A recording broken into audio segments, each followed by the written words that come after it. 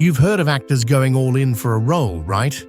But what Jim Caviezel went through filming The Passion of the Christ wasn't just commitment. It was survival. This wasn't method acting. This was real, dangerous, physical suffering that nearly ended in tragedy more than once. And to this day, even Caviezel himself admits he still struggles to fully explain everything that happened. The Passion, well, was struck by lightning on the last shot of the movie. Let's lay it out plainly. During production, Jim Caviezel was struck by lightning. Not once, not twice, 3 separate times. The odds? Astronomical. The kind of odds you wouldn't even use in a bad movie script because nobody would believe it. But that wasn't the end of it. While filming the brutal scourging scene, Caviezel was accidentally whipped for real. The lash flew past the protective barrier and slammed directly into his ribs, hard enough to knock the air out of him. And then it happened again. Not staged, not faked. Real leather, real flesh, real agony. Still, that wasn't enough. As the production moved into the crucifixion scenes, Caviezel carried an actual 150-pound wooden cross. Not a prop, the real thing. During one take, the weight shifted wrong. His shoulder dislocated. The pain shot through his body like fire, but the cameras kept rolling. He kept going. And then came the cold. Temperatures dropped to the mid-20s. Freezing winds whipped across the set, while Caviezel, barely clothed, hung nailed to the cross for hours. The result? A lung infection. Pneumonia. Days of sickness that could have easily shut down the entire production. And we haven't even gotten to the migraines. Every morning, before the sun was even up, Caviezel sat through hours of makeup as they applied wounds, bruises, prosthetics, and fitted the infamous crown of thorns directly onto his scalp. One eye was glued shut for the scenes, destroying his depth perception. He walked through sand, half-blind, hauling heavy timber, while a pounding migraine clouded his vision for most of the shoot. This was not normal. This wasn't just another movie. And yet somehow, Caviezel finished the film. The Passion became a global phenomenon, shattering records and changing lives. But behind that success is a string of events that sound less like filmmaking and more like a spiritual battle playing out in real time. Because here's the thing, what's been publicly shared is only part of the story. There are moments that happened on that set that Caviezel rarely talks about. Things that left even non-believers on the crew shaken. Incidents that hint at something far beyond accidents or bad luck. And now, with a sequel preparing to dive into even stranger, more supernatural territory, the question grows louder. Was all of this just coincidence? Or was something far greater unfolding behind the cameras? But what happened next is going to make you question everything you thought you knew. It all started on a windswept mountainside in Italy while filming the sermon on the Mount scene. The weather had turned, the skies shifted. The winds picked up just enough to make everyone uneasy. That's when Jim Caviezel says he felt it, a gut punch of instinct that something was about to happen. He later described it in interviews. 4 seconds before it hit, he knew. He wasn't guessing. He was certain. His exact words, "I thought, I'm going to get hit." And then, the sky cracked open. A bolt of lightning tore down from the heavens and slammed directly into Caviezel. For a few surreal seconds, his body lit up like a human torch. Fire shot out of his head. His entire frame glowed. The cast and crew froze, unable to process what they were witnessing. It looked like something out of a comic book or a CGI-heavy superhero origin story. Except this wasn't fiction. This was a man playing the Son of God, being lit up by the very skies above him. The cameras hadn't even panned over to him yet when it happened. But Mel Gibson, standing behind the monitors, saw the aftermath instantly. Caviezel's hair stood on end. His skin glowed. Gibson shouted out loud, "What the heck happened to his hair?" It was like Jim had just stepped out of a high-voltage experiment gone wrong. He later joked that for a moment, he resembled someone fresh from Don King's hairstylist. Now, getting struck by lightning once is rare enough to make the evening news. But this wasn't a one-off. Minutes after Caviezel's hit, John Michelini, an assistant on set, walked over to check on him. That's when the sky struck again. Another bolt shot down and slammed into John right there on set, witnessed by multiple crew members. This time, everyone saw the bolt clearly. It wasn't a near miss. It was a direct hit. The shockwaves didn't end there. John had already been hit earlier in the production. On a previous day, lightning had zapped the umbrella he was holding, burning his fingertips and nearly knocking him off balance. That made 3 strikes, 2 on John, 1 on Caviezel, all within the same cursed location, during the filming of a movie about the death of Jesus Christ. Let's pause for a moment and put this into perspective. In the United States, the odds of being struck by lightning once in your lifetime sit around 1 in 15,300. That's already rare. But 3 strikes in the same production within a short period of time, statistically, it drifts into territory that almost defies calculation. Some experts have tried to estimate odds on that kind of cluster, and they land somewhere in the range of 1 in several trillion. 1 lightning strike might be bad luck. 2, still freakish. But 3, while filming a story about the crucifixion of Jesus, even the crew members who didn't consider themselves religious started whispering among themselves.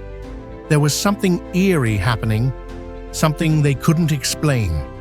Jim Caviezel wasn't laughing.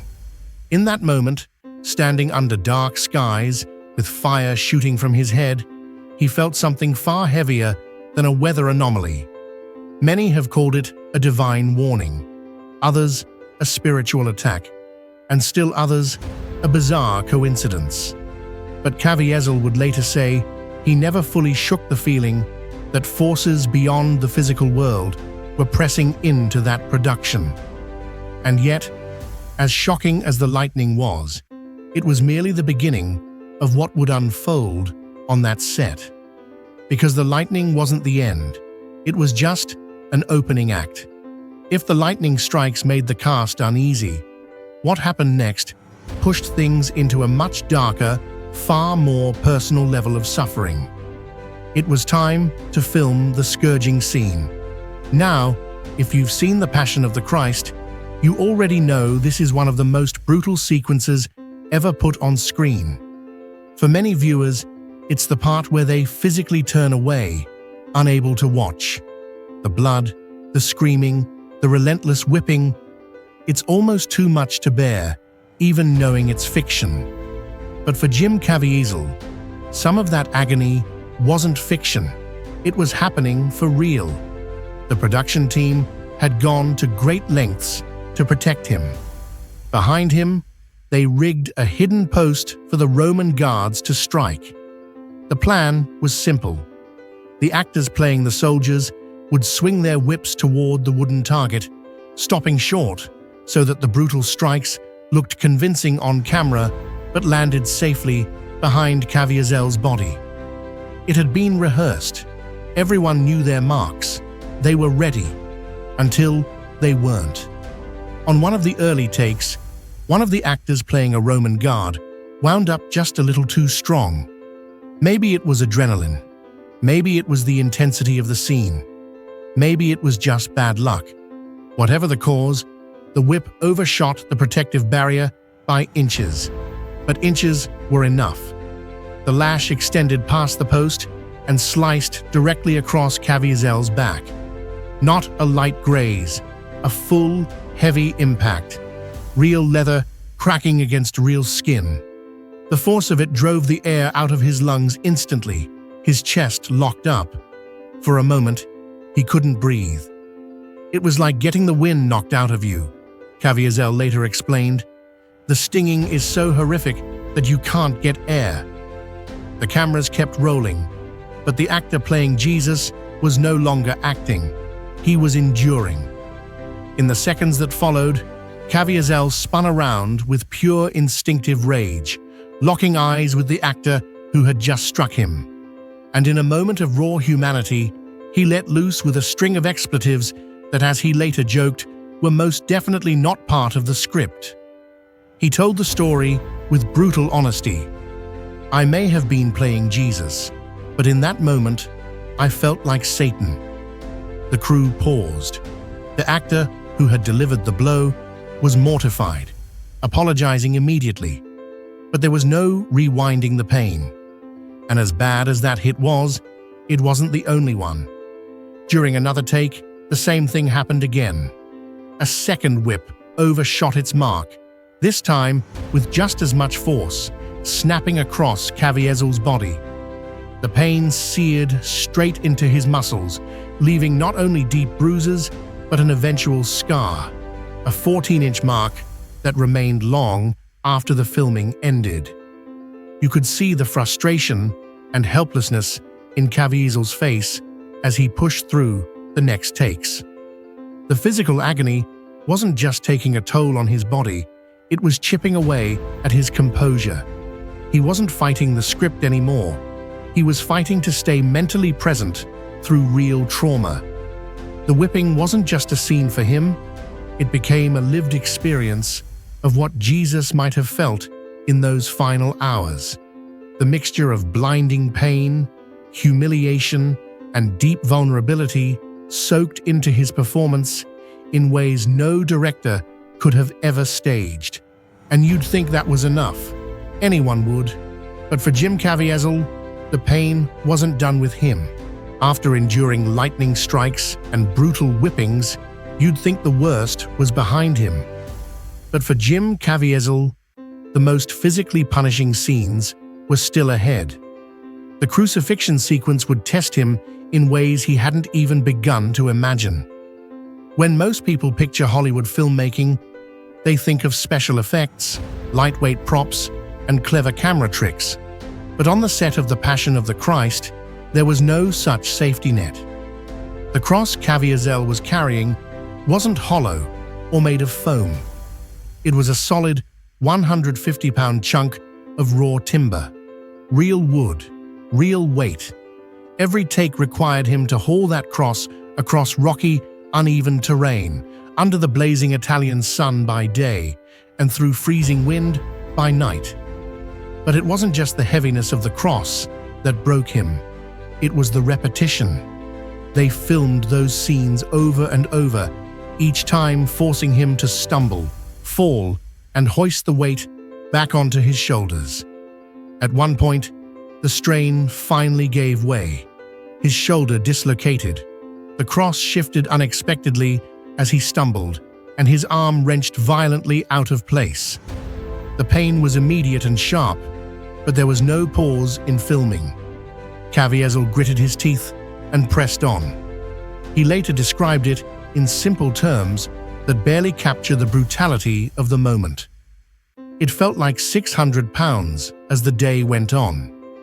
Imagine carrying a grand piano on your back, collapsing under its weight again and again, while cameras capture every grimace and every fall. And then imagine doing it in some of the harshest filming conditions imaginable. The weather turned cruel. The temperatures dropped to 25 degrees Fahrenheit. Winds gusted up to 30 knots. Caviezel, dressed in nothing more than a blood-soaked loincloth and layers of carefully applied prosthetic wounds, was completely exposed to the elements. His skin turned raw from the bitter cold. His breath came in short, shallow bursts as the wind whipped across his nearly naked body. Hours of this exposure took a dangerous toll. His immune system began to falter under the constant punishment. Before long, Caviezel developed a lung infection. Pneumonia set in. His body shook uncontrollably between takes. The production was racing the clock, trying to capture each painful moment before the infection worsened. It wasn't simply exhaustion, it was survival. Each day blurred into the next as Caviezel fought to stay upright, his body battered by real wounds layered beneath the makeup. The fake blood on his skin often mixed with his real blood as cuts and abrasions opened up beneath the weight of the cross. The prosthetic makeup, which had once been carefully applied, became harder to distinguish from actual injuries. Crew members watched in silence as Caviezel stood nailed to the cross, shivering, his lips blue from the cold, barely able to speak between takes. But the cameras rolled, the schedule pressed forward, and somehow he kept going. All of this was happening not on some distant battlefield, but on a controlled movie set. And yet, it began to feel less like a film production and more like something else entirely, something spiritual, something deeply unsettling. But wait, did the next chapter break him for real? The physical torture didn't start when the cameras rolled. It started long before sunrise, every single day. Jim Caviezel's daily ritual became something far more punishing than most actors ever face on a film set. Each morning, his alarm clock went off at 2 a.m. Not for a workout, not for quiet prayer, but for hours of makeup that would transform his face and body into something almost unrecognizable. The process was grueling. Layers of prosthetic wounds were applied to replicate the beating, tearing, and bleeding Jesus endured in his final hours. Gashes, bruises, exposed flesh, every inch of his body became a canvas of pain. To make matters worse, Caviezel agreed to let the makeup team shave off one of his eyebrows. The asymmetry added an unsettling realism to his battered face, but it also made the application even more invasive. Each prosthetic piece had to be carefully glued into place, sealed to his skin, and blended with hours of meticulous work. And then came the crown of thorns. This wasn't a costume prop gently placed atop his head. The crown was designed to be pressed firmly into his scalp, creating small punctures that mimicked real wounds. Each morning, they reapplied it, and each time, the pressure points reopened. It wasn't just uncomfortable, it hurt. But the real nightmare began when they moved to the eye. For several key scenes, Caviezel's right eye was glued shut to simulate the swelling and trauma Jesus suffered during the beatings. This wasn't a contact lens or a clever camera trick. His eye was physically sealed shut for entire shooting days, destroying his depth perception. Suddenly, every movement became risky. Walking through uneven sand, carrying a 150-pound cross, navigating slippery stones, all with only one functioning eye. With no depth perception, even simple steps became dangerous. He stumbled frequently. His balance was off. The combination of extreme physical strain and altered vision pushed his body into full-on revolt. And that's when the migraines started. Not minor headaches, blinding, searing migraines that followed him from the makeup chair to the final take each day. The kind that made it difficult to stand upright, let alone act. Every scene became a test of sheer willpower. The pounding in his skull pulsed with every word of dialogue, every stumble, every scream. You are going to work every day with only one eye functioning, Caviezel explained later, which gives you headaches. But despite the pain, despite the mounting injuries, and despite the moments where his body begged him to stop, Caviezel pressed forward, every day, scene after scene, take after take. He was half blind and half broken, but didn't stop. Why? When the suffering finally ended and the cameras stopped rolling, Jim Caviezel had done what few actors could ever claim. He had not only carried a role, he had lived through something that resembled the very story he was portraying. The film was finished. The world would now see what they had captured. No one, not even Mel Gibson, could have predicted what happened next. The Passion of the Christ didn't just succeed, it exploded. In its opening weekend alone, the film pulled in over $83 million at the box office. For a Christian-themed movie with no major studio backing, shot entirely in ancient languages, it was unprecedented. This wasn't some safe, sanitized Bible adaptation. It was raw, brutal, and deeply polarizing. Yet people flooded theaters to see it, and they kept coming. By the end of its theatrical run, The Passion of the Christ had earned more than $370 million in North America alone, and another $240 million internationally. Total worldwide box office, over $610 million. On a production budget of just $30 million, it became not only the highest-grossing independent film of all time, but also the highest-grossing Christian film ever made. For years, it even held the record as the highest-grossing R-rated film in US history. It wasn't just a financial success, it was a cultural earthquake. Audiences emerged from theaters stunned. Some sat silently in their seats long after the credits rolled. Others wept openly. The film sparked global debates about faith, about violence, about how far filmmakers should go to capture the reality of history. Critically, however, the response was sharply divided. On Rotten Tomatoes, the film landed at 49% among critics. Many reviewers accused Gibson of excessive violence, some calling the scourging scene sadistic and relentless.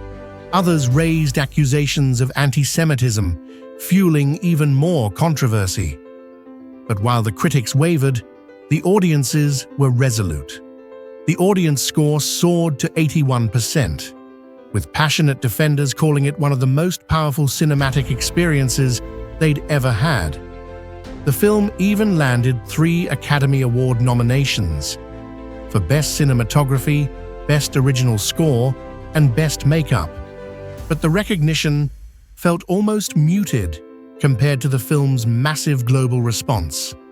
Mel Gibson, who had financed the project entirely out of his own pocket, saw his gamble pay off beyond anything Hollywood had expected or even wanted. Without big studio backing, without the usual Hollywood machinery, The Passion of the Christ had kicked down the industry's front door. In some ways, that very success was what made Hollywood nervous.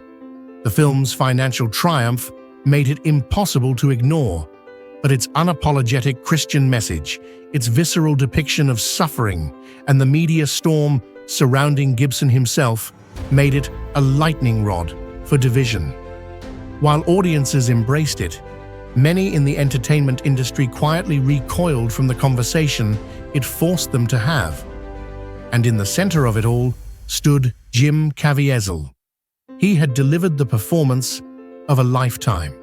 He had sacrificed his body, endured near-tragic accidents, carried the emotional and spiritual weight of the most sacred figure in human history, and helped deliver one of the most financially successful films ever made. By every measure, this should have catapulted his career to new heights. But then, Hollywood went silent on him. For most actors, starring in a film that becomes a global phenomenon would launch their career into overdrive. But for Jim Caviezel, The Passion of the Christ didn't open doors. It quietly closed them. The silence wasn't immediate. It crept in slowly after the buzz died down. One by one, the phone calls stopped coming. Casting directors hesitated. Major studios backed away. There was no formal blacklist, No scandal, no headlines shouting that Caviezel had been blackballed. Instead, there was something far more unsettling in its quietness, a strange and almost sacred stillness. Caviezel had become something Hollywood didn't quite know how to handle. He was no longer just an actor. To millions of people, he was the face of Jesus Christ. He wasn't just associated with a character, he had become inseparable from one of the most sacred, polarizing roles in film history. He spoke about it years later with brutal honesty. As soon as I did Passion, other offers stopped coming in.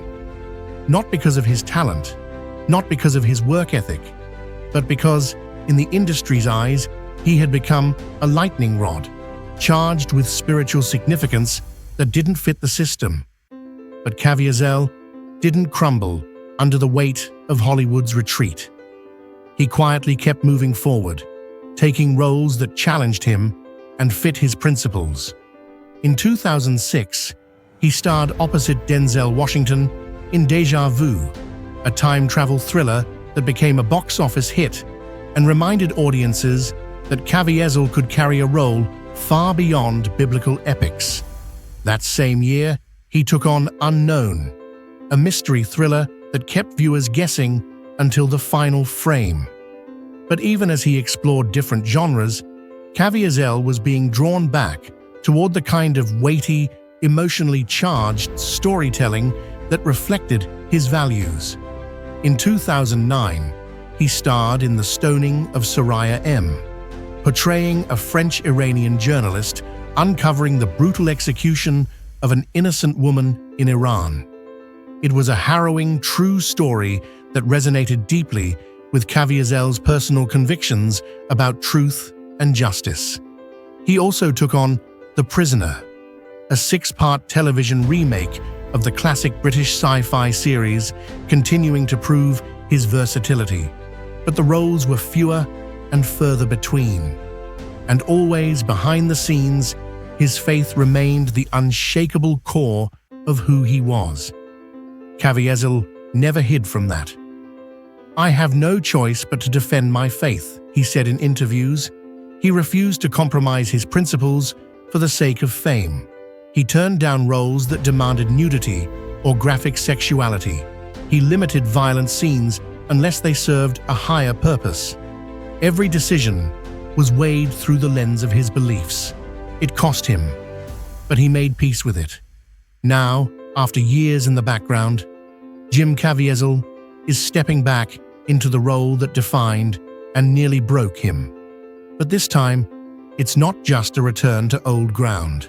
Now, he's set to return, and it's nothing like before. Away from the cameras, Jim Caviezel's most powerful story wasn't unfolding in front of an audience.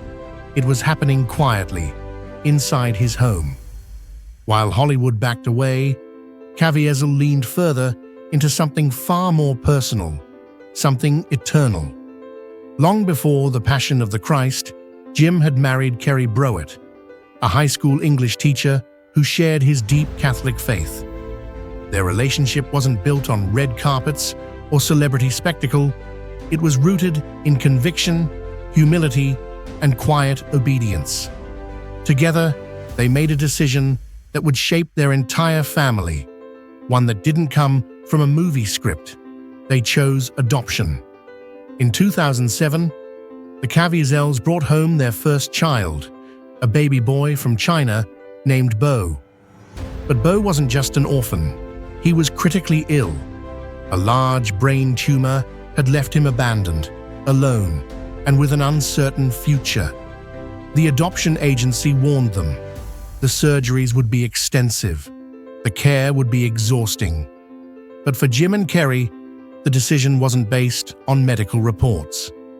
"I was terrified," Jim admitted, "but I knew God wanted me to do it." And they did. But their story didn't stop there. Soon, they were offered a healthy newborn for their second adoption, an easy path. But as the process unfolded, they learned of a 5-year-old girl, also from China, also with a brain tumor. The agency Wasn't sure anyone would take her. They did. Then came a third child, another boy, this time battling cancer. 3 children, 3 complicated diagnoses, 3 lives brought into their home, not because they were easy, but because love is not supposed to be easy. Jim Caviezel never used his adoptions to craft a public image. There were no press releases or magazine photo spreads. He spoke about it only when asked, always pointing back to something bigger than himself. God wanted me to do it. That same discipline guided every choice he made professionally. Caviezel refused to compromise his principles on screen. He turned down roles that required gratuitous sex scenes or excessive violence. When filming love scenes, he set clear boundaries. In Angel Eyes, he wore a shirt at his wife's request. In High Crimes, he refused to strip for an intimate scene. It wasn't just about protecting his marriage, it was about honoring his faith. In a town built on compromise, Caviezel remained unbending. That stubborn devotion cost him roles. It likely cost him millions, but it gave him something no blockbuster could offer: peace. While The Passion of the Christ showed him physically suffering for a role, his real sacrifice was lived out at home, choosing the harder path, carrying the real crosses no one applauds for. And now, after years of walking quietly in the shadows, Jim Caviezel is preparing to return. But this time, the stakes feel even higher. His life got real personal. Now watch what he's preparing next. For years, The Passion of the Christ stood alone, a cinematic lightning strike, both literally and figuratively. But now, after 2 decades of silence, the sequel is finally happening. And if you thought the first film was intense, what Mel Gibson and Jim Caviezel have planned next might leave audiences even more stunned. Filming is officially scheduled to begin in August 2025. The production will once again return to Italy, using some of the same haunting landscapes that gave the original its ancient, timeless feel. Key scenes will be shot at Cinecittà Studios in Rome and in Matera, the same stone-carved city that doubled for Jerusalem in the original. This time, the scope expands even further. Locations include Altamura, Ginosa, La Terza, the deserts of Morocco, and even parts of Israel. Visually, it promises to be as epic as anything Gibson has ever attempted. But it's not just the locations that are expanding. The narrative itself is heading into completely uncharted territory. While the first film focused solely on the brutal final hours of Christ's life, The Passion of the Christ, Resurrection will explore something far more supernatural. Gibson has described parts of the sequel as almost an acid trip, not a literal drug-induced haze, but a wild, surreal dive into spiritual realms beyond human comprehension. This won't just be a retelling of the resurrection. It will explore what was happening in the unseen world during those 3 days between the crucifixion and resurrection, the fall of the angels, the descent into hell, the battle between good and evil in the spiritual realm. This is the world Resurrection aims to portray, a vision of cosmic warfare that goes far beyond what most faith-based films have ever dared to attempt.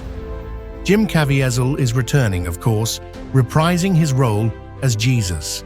But time has passed, and Caviezel is now in his mid-50s. To match the physical continuity of the original film, digital de-aging technology will be used to return his appearance to that of a man in his early 30s. The technology will allow him to seamlessly step back into the role that defined his career, visually unchanged, but carrying 20 additional years of personal growth, spiritual depth, and lived experience. Other key cast members are returning as well. Maya Morgenstern will reprise her role as Mary, and Francesco De Vito returns as Peter. The emotional weight these actors bring is expected to run even deeper this time, given the complexity of the sequel's narrative. The script itself has gone through multiple versions.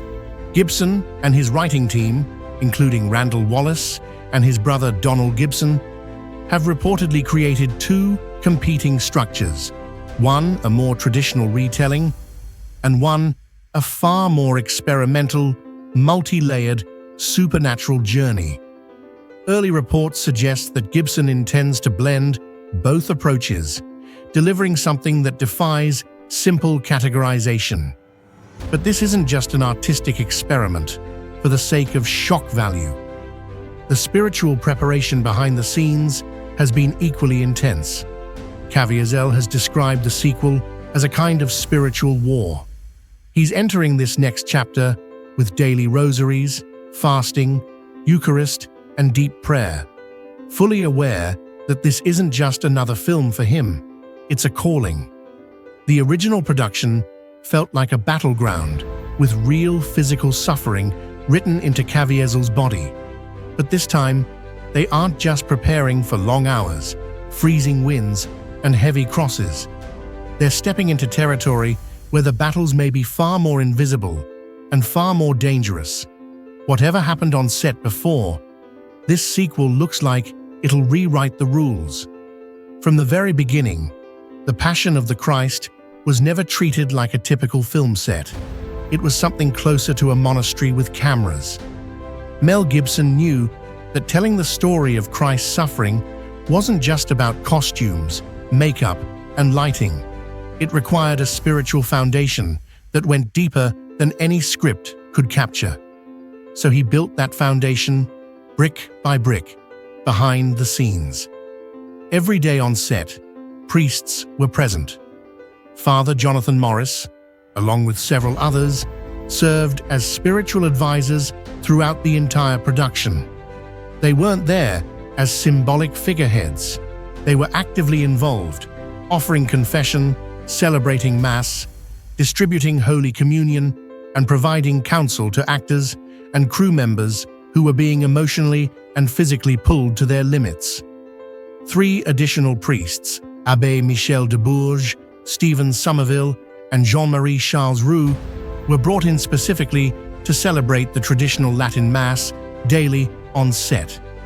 These moments weren't scheduled around production. They were part of the production, woven into the daily rhythm, like breathing. Jim Caviezel would often retreat between takes to receive the Eucharist or sit quietly in prayer, attempting to reconnect his battered body to the spiritual weight of the role he was carrying. The line between actor and believer blurred constantly. The suffering wasn't entirely staged, and the presence of the priests served as a daily reminder that what they were portraying wasn't just history, it was sacred.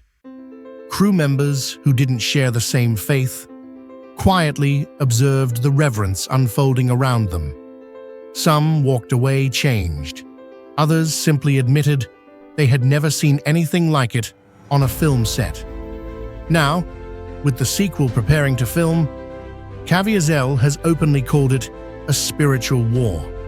And you can sense the gravity in his voice when he speaks about what's coming. He's not taking the preparation lightly. In fact, he's doubling down on everything that carried him through the first film. He's praying the rosary daily, fasting regularly, attending daily Mass, receiving the Eucharist, reading spiritual texts like the Screwtape Letters to stay mentally sharp against what he believes are very real forces that will press against this production just as they did before, perhaps even more so. Because this sequel isn't just telling the story of the resurrection, it's diving into the very heart of spiritual warfare itself. The descent into hell, the fall of angels, the invisible clash between good and evil that Scripture hints at but rarely fully describes.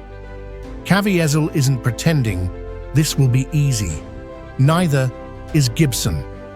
They both seem to carry a quiet awareness that they are once again stepping into dangerous ground.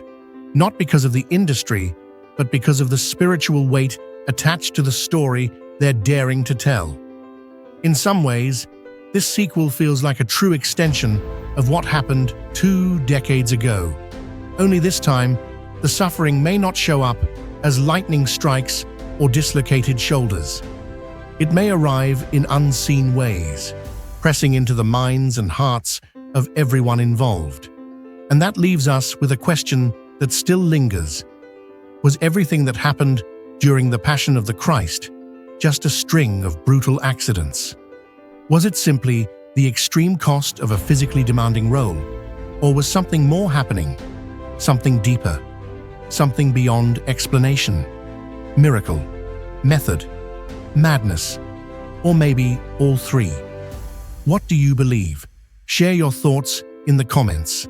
Like this video if you want more updates as filming for the Passion of the Christ, Resurrection moves forward. And subscribe, because this story is far from over.